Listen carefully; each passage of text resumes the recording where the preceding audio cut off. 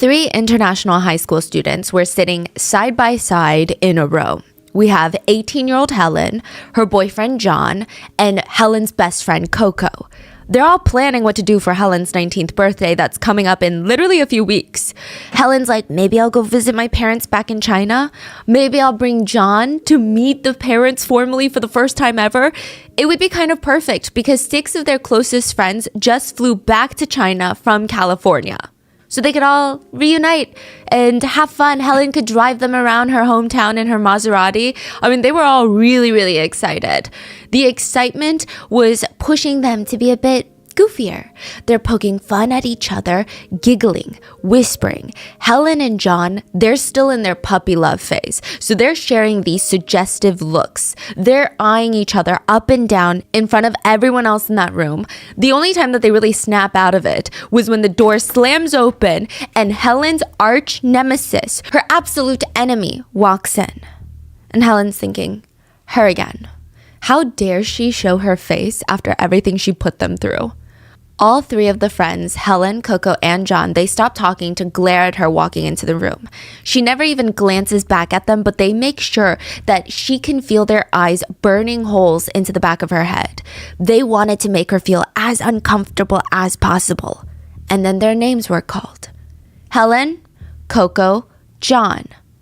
It was their turn, so they stand up, straighten out their shirts, walk up to the front. Unfortunately for them, they were not in third period. They were not standing in front of their teacher. They were in a courtroom, and it was their turn to be tried for assault, kidnapping, torture. They, with 9 of their closest high school friends, kidnapped, mutilated, and tried to light their high school classmate on fire. All because of a Facebook picture and a boy. We would like to thank today's sponsors who have made it possible for Rotten Mango to support the Megan Muir Foundation, which is a nonprofit whose main mission is to support and inspire actions to end bullying, cyberbullying, and suicide. Megan Muir died by self-exit at the age of 13 years old after being cyberbullied by an adult neighbor. Her mother, Tina, founded the organization to prevent a similar situation in any way that she can. This episode's partnerships have also made it possible to support Rotten Mango's growing team of dedicated researchers and translators while they focus on shedding light on stories from all over the world.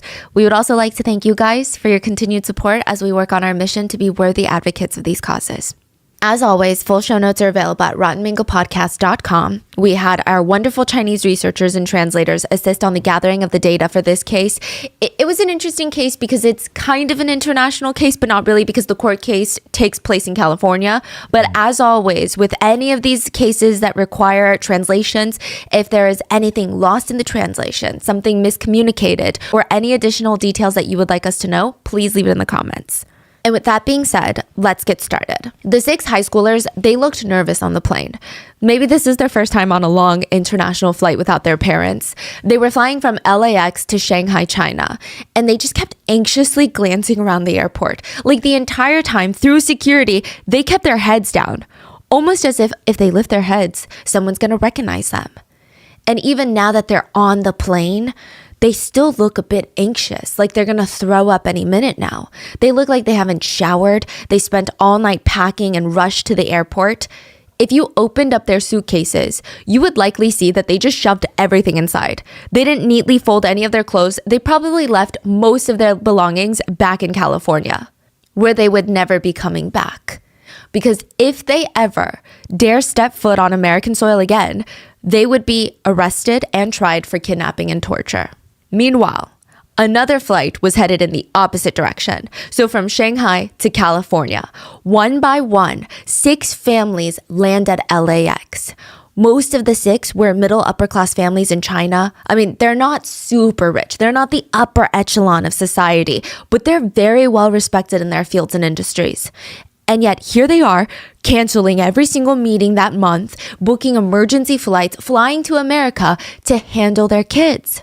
They have these emergency meetings amongst them and they're ranting. They're complaining. It's so ridiculous. We did not pay this much in tuition every single year for our children to be treated this way. One mother tearfully spoke up first. My child only watched and she was still arrested. I just don't get it. Like, who do we have to talk to get this resolved? Another parent was almost crying. My son only brought the scissors. He didn't actually even use them on her. The others used the scissors. What's so wrong with just grabbing the scissors for them? They asked him to grab the scissors. And for him to face the same level of charges as the others that actually used the scissors, it's just ridiculous. What kind of justice system is this?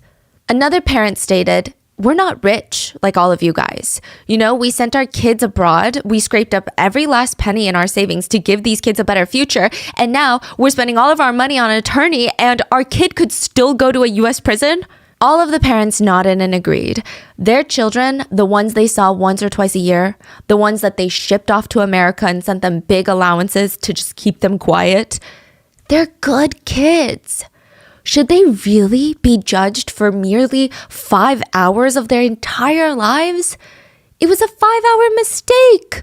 They've lived 16, 19 years. I mean, how many hours is that total? A lot. This is just 5. They're good kids. And now that the case has gone viral, the parents have to deal with the fact that their children are the most hated high schoolers in all of China. They don't even go to school in China. Now, here's a hypothetical question. If a group of teenage boys were stuck on a stranded island, how would they survive? How would they maintain some semblance of order? Would someone just start taking charge and everyone would blindly follow? Would there be a fight between two people who want to be the leader of the crowd? There's a story of a bunch of British boys, this is a fictional story, of a bunch of British boys that were stranded on an island without any adult supervision. And each passing hour, you just see how these boys start losing their minds. Like they go deeper and deeper down this hole of madness, and some of them never get out. Initially, they try to keep the peace and order. They replicate society that resembles the one in regular life. They elect a leader, Ralph. Ralph is a pretty reasonable guy. His main focus is getting a signal fire to attract the attention of any passing ships. He's like, we got to create shelter. We got to create a fire because someone's going to flag us down and we need to be safe until they do. We're going to be here for a while. And then there was another boy named Jack. Jack wants to be the one in charge, but he doesn't want to waste his time building a fire or some sort of shelter. He wants to hunt. He keeps telling everyone, vegetables, fruit, grass, leaves, that's not going to do anything for us. If we want to be on this island for a long time and survive, we need meat. Meat is the most important thing. Meat is what's going to keep us going. He decides to lead the hunting group, who is in charge of not only hunting, but keeping the signal fire going. And Jack convinces the group, listen, forget this fire. Nothing is as important as this meat.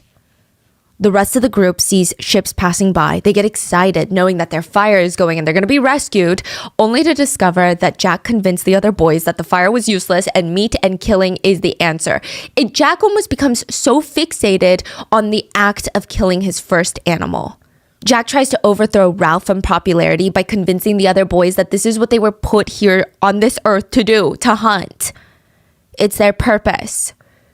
He creates rituals and even creates some sort of beast on the island. This like shadowy monster that's going to kill them all at night. And his belief is if he creates enough fear in the boys, if they have a common enemy, they're all going to be way too scared to go up against him. They will think that the safest spot is under his guidance. They will even go as far to kill another boy because they mistake him as the beast. And in the end, egotistical Jack convinces the other boys to hunt Ralph down like an animal. It is a whole journey that they go through. And in the end, they are rescued by the British Army. And all of the boys have to face the music of what they did on that island when they thought that nobody else was watching, when they thought that there were no consequences. This is the story of the Lord of the Flies.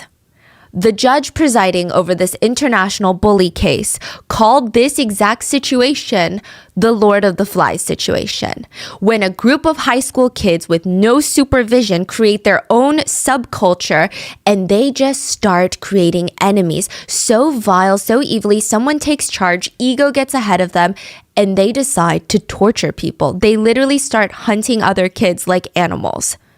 And Oxford High School is that stranded island. Oxford High School is a private school for middle upper class families in China. It's in Rowland Heights in Los Angeles.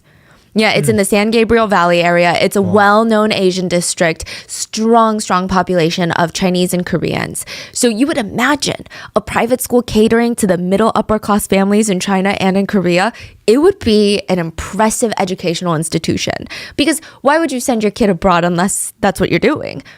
But it doesn't really look like the type of place you would have your child fly halfway around the world to attend. In my opinion, it looks so much worse than like 99% of public schools in America. But this is one that you have to pay tuition for.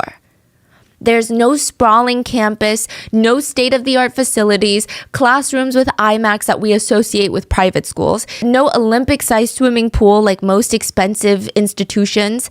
Oxford High School is located in the back of a shopping plaza. Imagine your local American shopping plaza with a Ralph's and a nail salon and a Panera Bread, like the true definition of suburbia. The school is behind that plaza. It's not even part of the plaza. The fence facing the mall parking lot is the school's entrance. If you were to walk out of the school from the main gate, you would end up directly in the shopping plaza parking lot. It's just kind of tucked away in the back. The parking lot looks like it would be terrifying to go to at night. The facilities include portable classrooms with foldable tables, 3 worn basketball hoops, a volleyball net, and a soccer goal just sadly sitting on a patch of dead grass. Wealthy parents pay $13,000 a year for their students to attend Oxford High School. That's just tuition. That's not living costs. That's not flights. That's not food. Nothing. Just tuition. Which, in my opinion, feels like a really bad deal. But there is something very fascinating about this place. There are allegedly 140 international students in attendance, mostly from China. This means that this school makes on average $1.8 million a year in just tuition costs alone. Some might have the opinion, and this is just an opinion, not a statement of fact, because I don't have personal ties to this institution, curriculum, or even their financials, but an opinion could be that the school works with parents to get international students F1 student visas, get them into the US, parents pay tuitions to make sure the visas stay valid because they have to be in school, and it could be, in someone's opinion, that the school's main focus is not necessarily education, but rather the legal status of residency for students. This is purely a theory and opinion I guess one could formulate by looking at the state of the school. It's also rumored that most of the students there do not speak English. And yeah, sure, it's because they just moved, but it might seem to some that this school just does not have the best or the most rigorous curriculum. The students are mostly here in the US without their parents, and they live in what's called homestays. Homestays are a huge part of the international student experience. And I think it's kind of wild when you truly sit there and think about it because of just how unregulated the system is. Families in America, regardless of their ethnicity, I think they just have to have permanent residency or citizenship. They go to agencies, apply to be a homestay family. That means they will let an international student, usually middle, high schooler, come stay with them on a student visa. They will give them their own room in the house. They will feed them every day. They will in turn receive an agreed upon amount by the student's family, who are usually still in their home country. Legally, the homestay family will be registered as the student's legal guardians in the United States. The part that's wild is sometimes they don't even speak the same language, the homestay families and the international students. In order to qualify, you do a few background checks. You talk about what kind of food you're going to provide for the student, what language is spoken in the home, and that's it. It's not like a foster home where the parents are more or less responsible for the kid's well-being and they're required to take on some level of parenting, or adoption, where you have to provide every aspect of parenting possible. Most homestay families, this is not a dig at them. It's just the way that I think the, quote, contract or situation is usually set up. Most of the students' parents don't want the homestay families to take on parenting roles. They just want an adult in the house, a supervisor.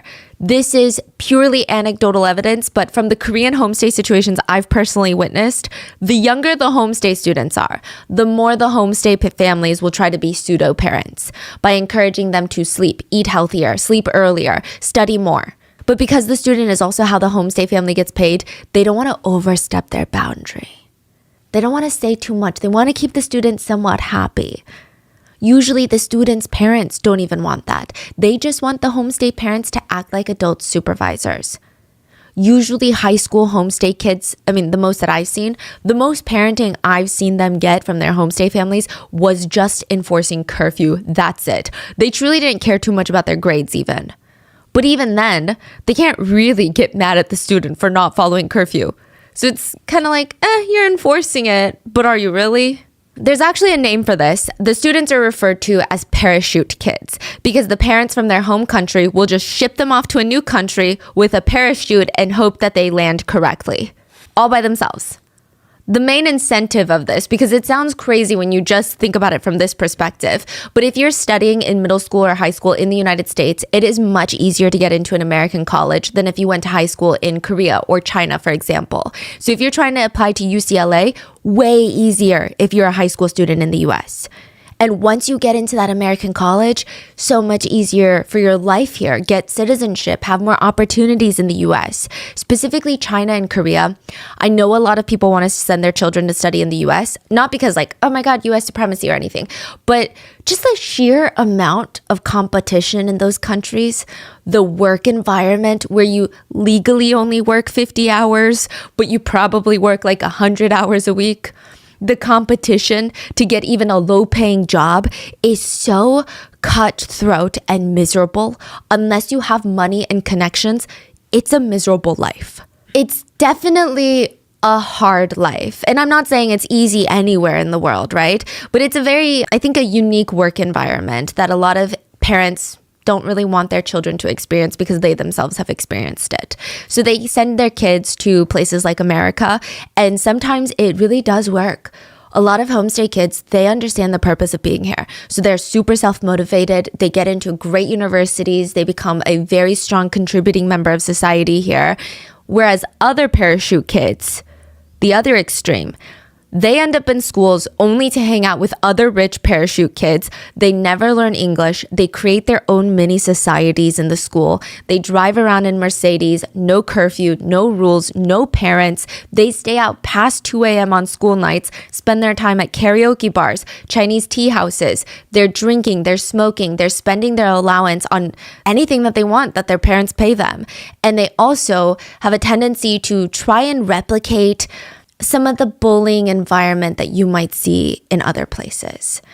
And again, this is not a dig at like China or anything. I think different countries just have different ways they handle bullies. So I know in China and in Korea, bullies are often handled on the school level.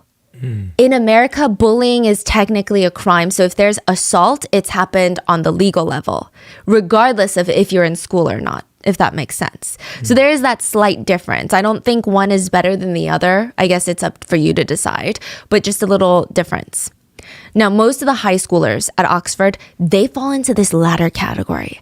They have their own unsupervised society within the school. None of them have parental supervision at home. It doesn't seem like the teachers and administrators at the school are even that involved in their lives. There were 86 students. The option to make friends, build new connections, super limited. And so what happens when you're stuck in this group and you're developing and you've got all this teenage angst and no supervision, no guidance, a lot of drama unfolds. There's a lot of tension and cliques within the 86 students. And it feels more heightened. It feels higher stakes because each friend group, they need an enemy to stay together. I'm going to explain the dynamics in a second, but they do not have supervision at this school or at home. Okay, just to give you like a visual picture, and I'm not judging them, but a lot of them would wear stilettos to school. They would smoke cigarettes in the parking lot, literally right outside the door at school. Which, can you imagine doing that? That's ballsy. They would skip class to go drive their Mercedes and drink at tea houses, underage drink. It seemed like it got to the point where a few of them even lost touch with reality. Like they have no idea how consequences and how the real world works. They think this is the world, this little school, this environment, that's it. Or at least that's how Helen felt. She was Lord of the Flies. Helen was Queen Bee. She was one of the richer ones at the school. Back in China, her parents bought her a Maserati. She was always seen driving around in a BMW. She hated on cars lesser than hers. Like recently, her parents had bought her a Lexus and she hated it. Lexuses are luxury vehicles, by the way, but she wrote on social media about her parents bought her a Lexus and quote, "Dude, this is such a stupid fucking car. I'm gonna fucking go insane driving this car." Bro, it's like those TikToks. Yeah. And just like Jack from Lord of the Flies, she needs an enemy to keep the rest of her group behind her because she's not going to do it with her stellar personality. They need a purpose, something to talk about on a daily basis, someone that they're up against. Because if there's no common enemy, then the one in charge, Helen, naturally becomes enemy number one for the rest of the group. It would only be natural for them to slowly want to dethrone Helen. So she needs to have a mission for them to all look towards. And that person is Camellia. Helen noticed most people from her group were from Shanghai. Camellia was not from Shanghai. So she told them, Camellia talks shit about everyone from Shanghai. How every Shanghainese person is trash. She looks down on Shanghai. I have no idea if Camellia ever said anything disparaging towards Shanghai. I don't know where she's from or if this is just a big misunderstanding. I feel like I can see Helen saying something along the lines of, well, this is how we do it in Shanghai. And Camellia being like, well, that's kind of dumb. Like, I don't think she's saying this is how Shanghainese people do it. But just like, she bullies someone and she's like, this is what it's like in Shanghai. And Camellia might be like, that's dumb. And instead of taking it as is, Helen, you're being stupid for being a bully, she could have turned around and told everyone, Camellia said Shanghai and everyone from Shanghai is stupid. Helen and the girls would post on Facebook and social media, who gave that the audacity to offend everyone from Shanghai? Another one reads, motherfucker, I'm so pissed off. Does she eat more shit than she eats salt? How can every word that comes out of her mouth be shit? She dares offend everyone from Shanghai? Her fucking audacity. At this point, it becomes very clear to Camellia whether or not she said something mean towards Shanghai or not, Helen is targeting her. Looking back, it seems like Camellia had made a comment on Helen's picture once. And okay, so this started a year ago. 1 year before the crime, Helen had posted an overly intimate picture with one of Camellia's exes. Camellia clearly trying to make Camellia jealous and annoyed. Camellia saw it and she responded in the comments, these are the guys that I'm done playing with. Insinuating that Helen was getting her leftovers, which, okay, yeah, not the nicest thing to say, but it's just a tiny taste of Helen's own medicine. She is the evil queen of the school. She physically beats students on a weekly basis. It's time someone put Helen in her place, right? Helen did not think so. She waged a year-long war against Camellia, and there is only one option when someone like Helen is targeting you. Avoid them at all costs. Like, if you don't, they will find something else to have a problem with. Did you accidentally breathe too loud near them? Did you stare at her for 2 seconds too long? She will point it out and blow it out of proportion and try to spin it to be something that it's not. Like what happened to Mai. 2 days before Helen was kidnapped, Mai was one of the students at the school and she saw Helen bullying her friend outside. Mai runs over, gets in between Helen and her friend, and everything just goes pin silent. Like you could hear a pen drop. Something snaps in Helen. It's almost this mixture of excitement on torturing someone, but also a mixture of pure anger that someone even dared to stop her from doing what she wanted to do. Helen gave Mai one single warning. That's all she would get. Get out of my way. Mai grabbed her friend's arm and walked away. The next day in class, in front of everyone, Helen walked straight up to Mai and slapped her across the face. Everyone got quiet and pretended like they didn't see because they didn't want to say anything because they would be next. Helen put her arm around Mai like a good old friend, brought her outside, drove Mai to the quiet corner of the parking lot in the plaza, and started beating her, kicking her in the ribs, punching her in the face. John, Helen's boyfriend, is just standing there watching her. All the while, Helen is screaming, "Do you know who we are? How dare you snoop around in our matters? You should get to know who you're messing with. I'll make you remember today." She accused Mai of being disrespectful and needing to be taught a lesson. Mai was beaten for over an hour. Her arms were covered in cigarette burns. Her entire face was swollen, and when Mai went back home, she was with homestay parents. She was terrified that if her homestay parents saw her state, her condition, they would call the police. Then Helen would find out that she, quote, ratted them out, and it would just cause more bullying and more problems at school. So Mai wore a face mask all day at home until her whole face healed and she avoided her guardians at all costs. The mentality that a lot of the kids at this school, Oxford High, would develop was, Helen's not going to stop. There's no consequences. So you're just going to get beat up. Just get it over with. Just crawl into a fetal position, hope that Helen's not extra angry that day, and then get it over with and then stay out of her way. She'll move on to the next victim. Mai was not the first victim either. There were so many before her. Helen just beat whoever she felt like, whenever she felt like. If you looked at her the wrong way, if you accidentally stepped on her foot in class, you would be beat. What's crazy is the teachers and administrators, even if they know what's going on, they did nothing to stop it or even to reprimand the students. There were literally no consequences. Because the school makes money with more children being enrolled and the tuition for one international student is 3 times that of a domestic student, and because international students support the majority of Oxford High, the administrators allegedly just closed their eyes and let Helen be. But of course, that's not going to help Helen's behavior. All she knew was, what are consequences? There's no such thing as consequences. Her behavior, her bullying, her temper, her violence, it got so bad that she went through multiple different homestay families. She was kicked out to the curb multiple times. The host families, they called her parents like, I can't do this anymore. Your child is out of control. She's like a ticking time bomb. I don't feel safe with her in my house. Helen's parents were not alarmed.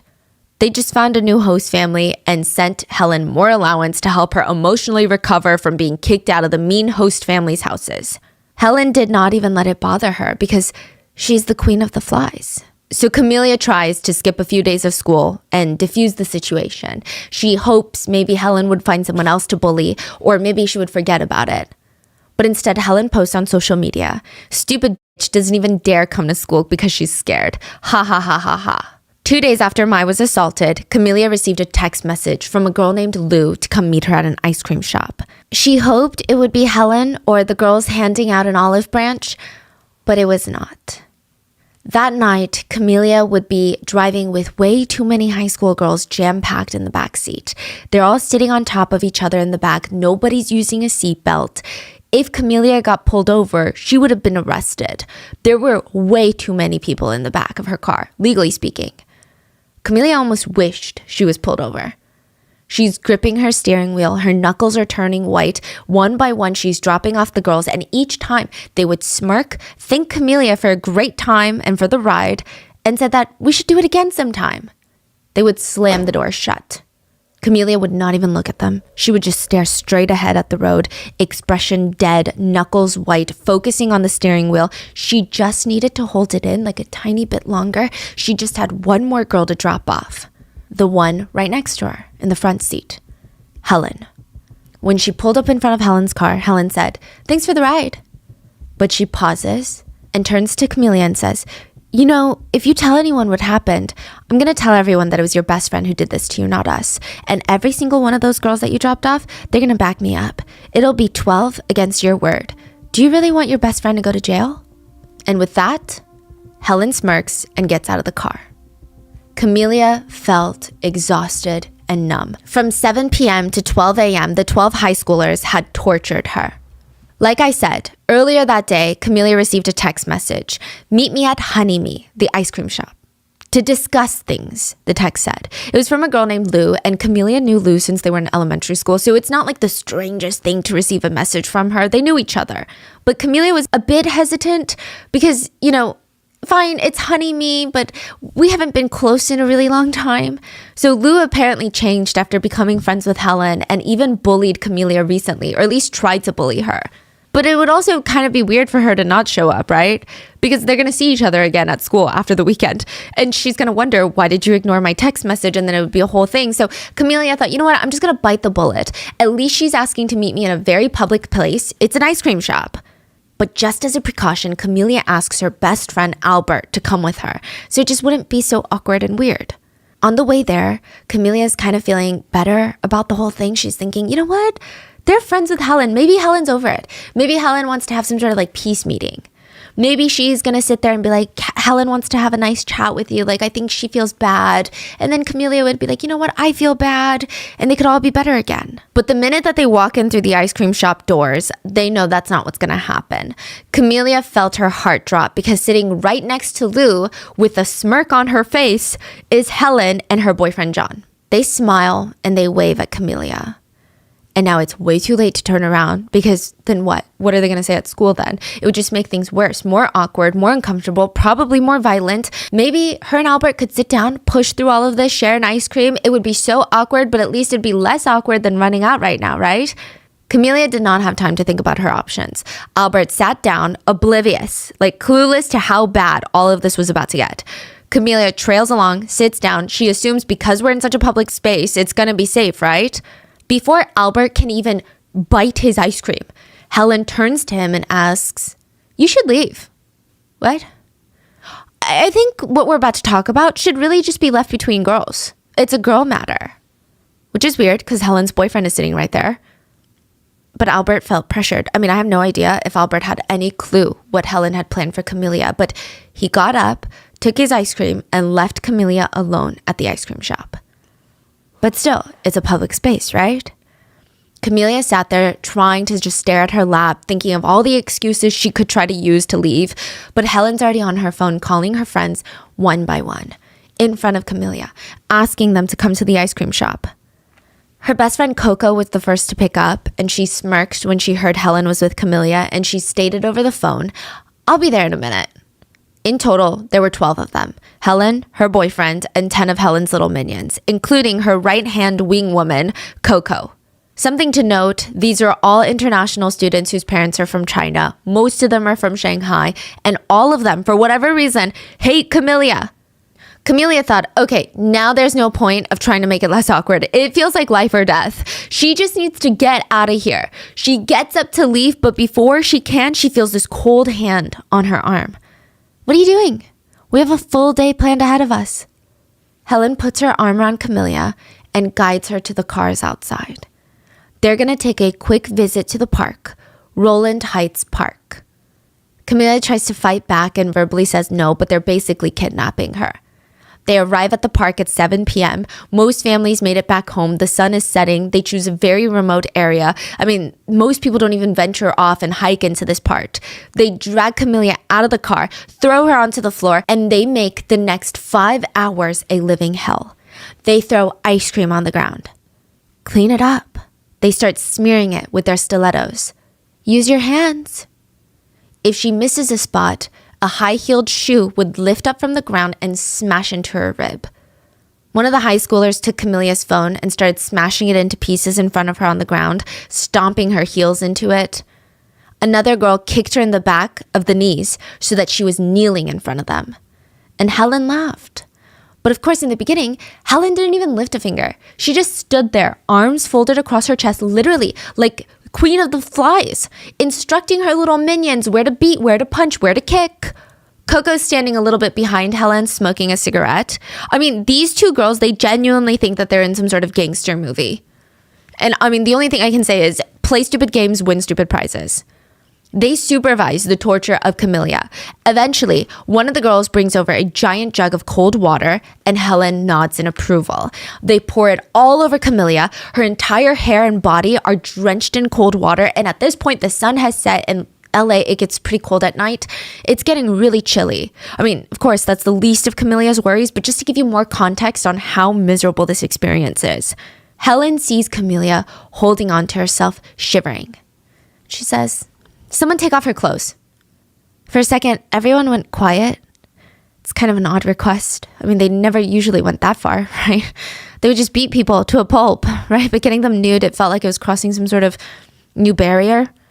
And side note, they're also evil, so I don't know why they act like they have morals, but maybe they also thought it was weird that Helen's boyfriend John was there too. And Helen has notoriously been a very, very jealous girlfriend. Why would she want her boyfriend to see another girl naked? Coco straightened her shoulders and said, "I'll do it." She asked 2 of the other girls to hold Camelia's arms while she was kneeling on the ground, and Coco forced all of her wet clothes off of her. So now Camelia is kneeling in the cold, completely nude, in a public park. A huge speculation on this part. A few things. Up until this point, actually till the very freaking end, Camelia never once showed weakness. She tried fighting back. And then eventually she stopped fighting back. She was severely outnumbered. She realized it's not going to work. But she did, in a sense, like that, submit to the torture that's happening because there's no way out of it. So it's not submitting to the torture. It's being smart about it, right? But she never cried. She never begged for them to stop. She never complimented Helen in hopes of winning her over, saying like, please, you're right. I'm gonna listen to you. You're the queen bee. She just stared dead into their souls. And perhaps Helen thought getting her completely naked in public was going to degrade her to a new bottom, a new low, where she would finally submit and beg or cry. But it didn't work. Camellia never gave in. So Coco removed the cigarette from her mouth, stared at it, smirked, walked over to naked Camellia and started burning it all over her chest and her nipples. She would hold it in place, waiting for Camellia to scream or cry. But she would not. The other girls joked, we should take it slower so we can last longer. You know, stamina. Coco would joke, you think you're tough, right? Eventually everyone breaks. Helen is standing there watching all of this with her arms crossed, and she's seething, just dripping with hatred, like this disgusting yearning for power that she was not getting from this abuse. One of the girls notices that Helen is losing her patience, and in an effort to prove herself to the queen, she brings out her lighter and suggests they just light Camellia on fire. Helen smiles and nods. They hold Camellia down, who again is not crying, not begging, not groveling at their feet. They try to light her hair on fire, but because these monsters, these people, had just soaked her completely in water, it doesn't work. Helen stared at all the parts of Camellia's chest that were basically burned and mutilated by Coco, but it just wasn't enough. Because now Helen's thinking, she could hide these behind clothes. She could wear clothes to school tomorrow and no one would know. If we can't light her hair on fire, let's just cut it all off. She turns to her boyfriend and asks him to go home. Go home to fetch a pair of scissors. He leaves, goes home to fetch a pair of scissors, brings it back. I mean, I'm truly at a loss for what kind of relationship this is. I feel like you would imagine girls like Helen would be pick-me's and only show this evil side to all the girls, but hide it from the boyfriend and act like a soft little girl in front of them. But the fact that she's showing this side to her boyfriend and he's dutifully going to grab the scissors, it's so bizarre. He comes back with the scissors, and finally Helen kneels down, stares at Camellia's face, and she just starts roughly chopping off all her hair, throwing it onto the dirty, sticky, ice cream melted gravel beneath Camellia, and tells her, eat it. I'll let you go home if you eat it all. Camellia freezes, still no tears, no begging. She goes to grab a fistful of hair with her hands, but they stop her. And Helen says, with your mouth, like a dog. The other girls take that as a cue to smash Camellia's face into the ground, making her eat her own hair along with sand. She's still unclothed, soaking wet, with burn marks, bruises all over her body. And when they're done, they made her drop them all off. March 30th, 2015, a 911 call was placed after midnight. On the other end was a soft, weak girl's voice. She was not crying. She was not hyperventilating. It seemed like she was very confident of what she was saying, but she just did not have enough energy to say it loudly. She just sounded exhausted. But the message was clear. My name is Camellia. I had just been kidnapped and beaten for 5 hours by my classmates. Please help me. Police arrive at the scene, pick up Camellia. They get ambulances. I mean, there was no question if her story was true or not. Her hair was extremely choppy, like someone had turned off the lights in the bathroom and just started lifting up strands of hair and just blindly chopping, not even caring if the scissors were going to cut her face. Every part of her hair was like an inconsistent length. Her entire body and face were covered in bruises. Her face, hands, and feet were so swollen she couldn't even stand. She had burn marks all over her body, and every time she tried to sit up, stand on her own, she was wobbling like a baby giraffe. Her entire body looked damp, as if she just got out of the lake 30 minutes ago but never had a towel, so she was forced to air dry. The police were just unnerved. They're thinking, can this really be the work of high schoolers? The nurses almost winced when they gave her a more thorough examination. They tried to ask her about her pain levels because pain is a subjective thing. So a lot of hospitals, they have pain level scales. They're just trying to see where your pain tolerance is and how much pain you're in right now. Most pain scales are from 0 through 10. So a score of 0 means no pain. 10 is like the worst pain you've ever felt in your life. So 0, no pain. 1, pain is noticeable, but then like you don't really think about it. It's like a paper cut, you know? If you think about it, it hurts, but if you don't, you forget. 2 is minor pain. Maybe a paper cut when you have to run it underwater. It's that like, annoying pain. 3, noticeable pain, but you can still distract yourself. Maybe if you play a video game. 4, moderate pain. If you're involved in a high intensity activity, you can ignore the pain for a little while. 5, moderately strong pain. You cannot ignore the pain for more than a few minutes.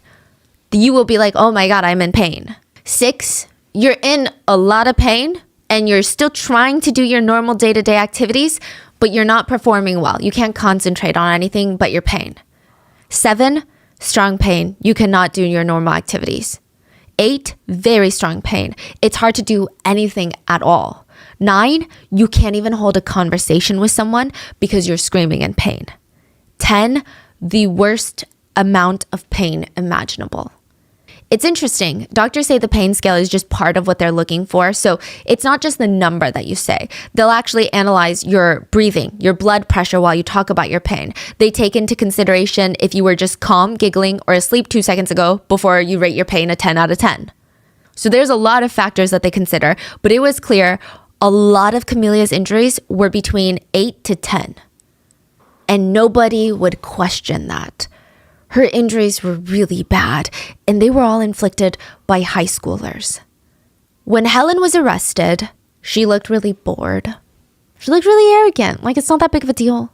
All she has to do is pay a fine or pay the victim some money, shut them up, be on their merry way. So why are all these cops pretending to like go through these motions?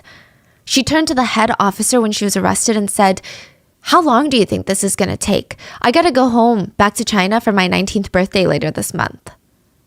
They just smiled at her because they're like, there's no way this girl is going home for her 19th birthday. She's probably going to be in prison. They didn't tell her that though. They just let her slowly find out. Bail was set at $3 million each for Helen, Coco, and John. So there were 12 bullies. I mean, it was really easy to find them. Most of them went to Oxford High with Camelia. She knew who they were. Out of the 12, 6 were arrested the very next day. What about the other 6? They fled the country. 3 of the 6 that were caught were minors, so we don't have their names. The other 3 were above the age of 18. We have Helen, her boyfriend John, and Coco. They would be tried as adults. Side note about the 6 that fled the country, technically they're going to have no consequences. 0 consequences. China will not be trying them for the crime because it took place in America. The only thing I guess is if they ever set foot in America again, they will be arrested at the airports. But still, that's not really a consequence compared to what they did to Camelia. Meanwhile, the parents of the 6, the 3 minors, the 3 adults, they all really wanted the torture charges taken off. Because torture for adults carries a life sentence with the possibility of parole, at least for the adults. One of the attorneys even tried to argue for Helen, Coco, and John. He stated, "I'm sure these kids suffer from loneliness. So they bond with other kids in the small Chinese circles with no supervision, no one to turn to for assistance. So these things, they can get out of control." John's attorney threw Helen and Coco under the bus and basically stated he's merely a bystander. All he did was grab the scissors. Coco's attorney threw Helen under the bus and they stated, "Coco is more of a follower than a leader. She's a very young girl. She's not mature enough to evaluate everything happening in the park and make a more thoughtful, careful decision."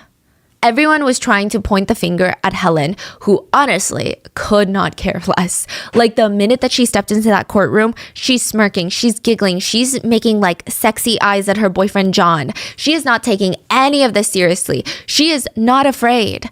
She just has this cocky expression on her face that a lot of people describe as wanting to punch it off of her. She acted like, "What's the big freaking fuss, everyone? Jeez." When Camelia went up to the stand to give her statement, Helen kept interrupting her and commenting on her statement, glaring at her, trying to intimidate her to shut up. You would think that Camelia was giving a science project speech and Helen is bullying her in class, which is still horrendous, but it's kind of unimaginable that someone is doing this in the courtroom. She's cussing at Camelia in front of the judge while she's on trial for trying to set Camelia on fire. The looks she's giving Camelia were so heinous, the judge warned her, "You gotta stop or else." These are the 3 that pled not guilty. Later, Helen's attorney would argue mental illness. I mean, I guess Helen was beyond helping, so he really has no choice, but he's like, clearly she's ill. During psychiatric evaluations, it was determined that she was in a completely stable mental state at the time of the incident and capable of bearing responsibility. Helen's attorney read her statement in court, which Helen thought was going to help her case. Side note, Helen seems really, really upset about the fact that the internet hates her. So she thought not only would this get the judge to see her for who she really is, which is like this sweet, kind person, but the internet would fall in love with her after this too. Let me know if you think it worked. Helen wrote, "Your honorable judge, attorney, and everyone concerned, I sincerely apologize to everyone. I am so sorry. I have made a terrible mistake, and there's nothing I can do to make things better for the people that I've hurt. I accept full responsibility for my behavior, and I hope my consequences are a lesson that helps others avoid making similar mistakes. I'm not a bad person. This case is about 2 days of my life. I wish I could go back in time and wake up the day before this happened and do the right thing, but I know that's impossible, and now I will accept the punishment for what I did. It's very hard for me to say how I feel right now. I feel scared, but also glad that this case is over. I wanted to improve myself, stay out of trouble, and even earn a college education while in prison. I'm a good student. I know education is important for my future when I'm released. And while I was in jail during awaiting this trial, I not only worked on my schoolwork, but I began studying the Bible every day. I know that Jesus will help guide me through my stay in prison and for the rest of my life. I know He has seen the changes in me and seen the remorse in my heart. I just feel so regretful, and I have sought forgiveness, and I hope to earn it. As I said, I'm not a bad kid. If I am judged based on the 2 days out of my 19 years that got me into so much trouble, I must look like the worst person in the world. I have read that I am hated here and in China. I probably deserve to be viewed that way, but the other and better side of me is a person who tries to help other people. People who know me, they write nice letters about me. They know that I'm a young lady who loves and helps others in every way that I can. While in jail, I've helped others learn better English and even Spanish. I've received honors from jail for my studies. I always look forward to receiving new books to read from my mother. I want to thank my parents. Is this an Oscar-winning speech, or is it like... Yeah. I want to thank my parents for helping me through this part of my life, especially my mother, who has traveled back and forth to China to visit me in jail. I owe everything to my parents. I know I've let them down, but I promise I will someday make them proud again. They sent me to the United States for a better life and a better education. Along with that came a lot of freedom. In fact, too much freedom that I just wasn't used to. In China, I was very obedient and cheerful while living with my parents. Here, I became lonely and lost. I didn't tell my parents how I felt because I didn't want to burden them. I didn't want them to worry about me. I wish I told them how I felt. I took all that stress and carried all the emotions by myself without saying a single word. I'm sure my emotions began to take over, and I did bad things to people. I reflect on my behavior and I ask, how could I have done such bad things? I have no answer except to say there's no excuse and no one to blame but myself. I really miss my family, my friends, and the little things in life that we don't really think a lot about until we lose them. Life is not only about having the latest iPhone or pretty dresses. Also, when people make a really heinous action, but they're like, let me tell you what I learned from this. You are in no teaching spot, lady. You are not a motivational speaker, girl. What's going on? It's about respecting others and being kind and respectful to your parents and everyone else. When I got arrested in this case, I lost those things. I never thought about the consequences. Now I know what bad behavior can do to you and how fast I can lose the love and company of my parents and my freedom. I'm asking those whom I have harmed for forgiveness. I'm deeply sorry. I mean that with all sincerity. I hope they do not carry the wounds from what I did throughout their lives. Please find it in your hearts to forgive me. The whole time the attorney read her statement, Helen had her face covered with paper, so we have no idea what her expression was. Oh, she didn't read it. Oh no, her attorney read it. What the? She covered her face with paper. Wow. She just sat there. I mean, I doubt her face looked remorseful. I mean, the fact that she's talking about how she's only being judged for 2 days of her 19 years of living is honestly, arguably, I don't know why her attorney approved it. Was she covered the face? Yeah, she was covering her mouth area like this and stuff. It with paper. What is that? I feel like she was probably smirking, or she knew it's full of lies and can't look at the judge. Yeah.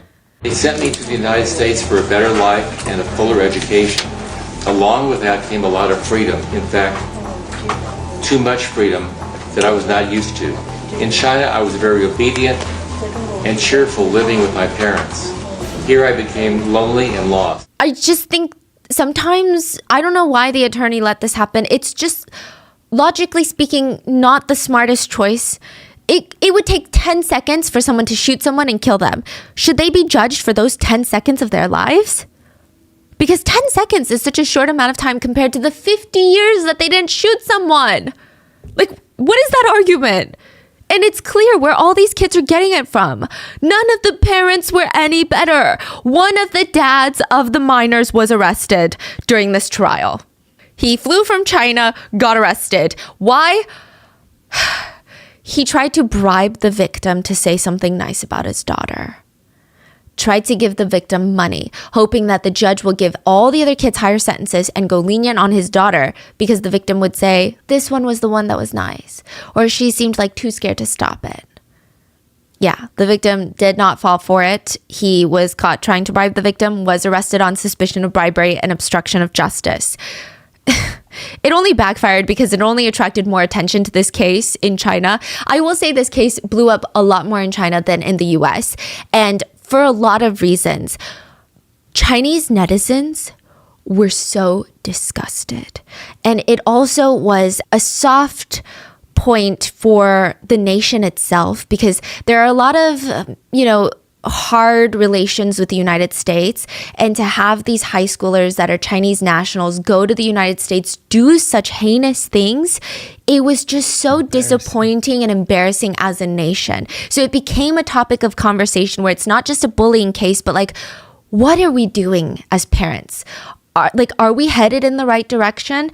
Is this a good idea for parents to just like parachute their kids to all these other countries if they can't handle their children? Like, that's not good parenting. And his arrest would only draw more attention to that. The prosecutors would end up dropping the charges because he was technically caught before he could actually pay and bribe the witness. But I think they answered the question that netizens had of, how do the kids even get like this? Yeah, their parents. The answer is their parents. In the end, Helen was sentenced to 13 years in prison, kidnapping, assault, and serious personal injury. She can get out in 8 years for good behavior. Coco, who burned Camellia with cigarettes, was sentenced to 10 years, but can get out in 5 years. And then John was sentenced to 6 years in prison, but can get out in 3. The first time the court saw any emotion other than giggly cockiness and sexual innuendos and looks between all of them was when their verdicts were read. They sobbed so hard, their whole bodies were shaking. Yeah, I guess they couldn't believe it. According to their defense attorneys, they advised their clients to not appeal because if they continue to fight, they will likely get higher sentences. This was the absolute best outcome that they could have ever wished for, which is infuriating. As for the 3 underage kidnappers, they had a private trial. They were all sentenced to under a year in a juvenile facility, and they will not be deported back to China after they complete their sentence. The 3 adults will be deported back to China. A lot of people were upset about this. There was actually a lot of discourse amongst Americans too about Helen, John, and Coco, and about the American prison system and justice system when it comes to foreign nationals who commit crimes. Some American taxpayers were upset that their taxpayer money is supporting these 3 in jail, and then they just get sent back to their home country. Then others were arguing, actually, no, the American prison system is so miserable, they kind of deserve it. So it was a debate, but these were the most hated high schoolers in China. A lot of Chinese netizens, they did feel very embarrassed on behalf of the nation, but they also were using this as an opportunity to change how they saw things. So there was actually a movement of sorts to have way stricter rules and regulations enforced for bullying in high schools in China, even though this didn't take place in China. So they were saying how this is actually, maybe we should follow that route. So in China right now, if you're caught for bullying, it's amongst the school and administrators. In America, it seems like it was a legal case. We should make it a legal case. And another thing is, the victim ended up suing the 3 adults for wrongful involuntary captivity or something along those lines, right? And it was another conversation in China because for financial compensation for crimes in China, it's really hard to reach a settlement. When an adult causes a death, the victim's family is only compensated typically for funeral expenses. Emotional and mental damage compensations are not as common in China. But in the US, courts are usually more open to taking that into consideration for victims of violent crimes. So China was really enraged about this, and netizens are saying maybe there are a few things that we should also adapt into our legal system because it just doesn't make sense. Which, side note, I don't want to make this like a one country versus another country or a comparison. I think bullying is definitely an international problem. Every country has a lot of work to do to create a safer space for children. I mean, clearly, in America, I would hardly call schools a safe space for kids. So safety in schools generally is a global issue that needs to be addressed. So it was a way to have that hard conversation. But this did not stop the internet from ripping Helen, Coco, and John to shreds. Tiffany was even telling me about this, but they called John helmet head hair boy. They ripped apart Helen's statement. One Redditor said, "I love how the girl blames her situation on too much freedom when the root cause is too little personality, ethics, and adult supervision. You don't need a boot on your neck and a gun to your back to be a decent human being and do the right thing." Other Chinese netizens joked and laughed about how they were really excited to see what kind of bullying the three adults endure in prison, in the US prison system. Other Chinese netizens wrote about how Chinese parents need to do better when sending their children abroad. It's only hurting them, but they convince themselves that this is the best thing that they can do, is provide a better education by being away from them. But what are your thoughts? Do you think a lot of this has to do with the fact that they were left unsupervised in a new country? Do you think regardless of where these heinous people were, they were going to do heinous things eventually? Do you think the punishment is harsh enough? Let me know in the comments. Please stay safe, and I will see you guys on Wednesday for another episode. Bye.